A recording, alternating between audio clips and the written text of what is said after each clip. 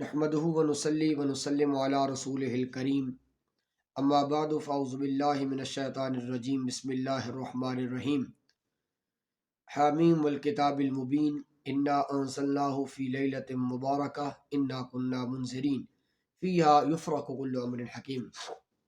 شب برات کے رات پر اعتراضات کیے جاتے ہیں کہ اس رات کے اندر عبادت نہیں کرنی چاہیے، یہ بلکہ بدعت ہے، جاگنا نہیں چاہیے، یہ مناسب نہیں ہے، وغیرہ وغیرہ کئی اعتراض کیے جاتے ہیں۔ یاد رکھیے گا اس آیت کریمہ جو میں نے پڑھی ہے اس کے تحت بھی مفسرین نے اس رات کی عظمت کو اور فضیلت کو بیان کیا ہے، اور احادیث مبارکہ میں واضح طور پر اس رات کی عبادت کا حکم ارشاد فرمایا گیا ہے۔ اس آیت کریمہ کی تحت علامہ اسماعیل حقی علیہ الرحمہ نے نقل فرمایا ہے، انا انزلناہ فی لیلۃ مبارکہ، اس لیلت مبارکہ سے مراد وہ 15 شعبان کی رات ہے۔ آگے فرماتے ہیں فیہا یفرق کل امر حکیم، اور اس عظمت والی رات میں ہر اہم کام کا فیصلہ کر دیا جاتا ہے۔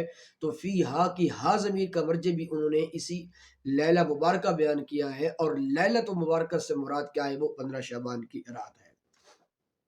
نبی کریم صلی اللہ علیہ وآلہ وسلم کا فرمان علی شان ہے جو ابن ماجہ کے اندر موجود ہے اور بھی حدیث کی کتابوں کے اندر موجود ہے۔ فرمایا جب 15 شعبان کی رات آ جائے تو قوموا لیلہا وصوموا نہارہا، تو اس کی رات کے اندر قیام کرو، عبادت کرو، اور اس کا دن کے وقت کیا کرو، روزہ رکھو۔ تو اس 15 شعبان کو جاگنا، عبادت کرنا حسب توفیق جتنا بھی ہو سکتا ہے، یہ اس کا حضور علیہ الصلوۃ والسلام نے حکم ارشاد فرمایا ہے، اور نبی کریم علیہ الصلوۃ والسلام کے عمل سے بھی ثابت ہے۔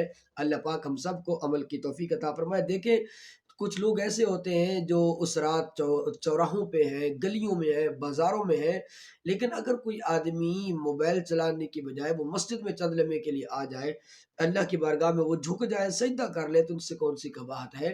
تو لہٰذا یہ کہنا لوگوں کو گمراہ کرنا، اس کا کوئی ثبوت نہیں ہے، اور یہ بدعت ہے۔ یہ بدعت نہیں بلکہ عبادت کا حکم بھی ہے، اور نبی کریم علیہ الصلوۃ والسلام کے عمل سے ثابت بھی ہے۔ اللہ پاک عمل کی سمجھنے کی توفیق عطا فرمائے۔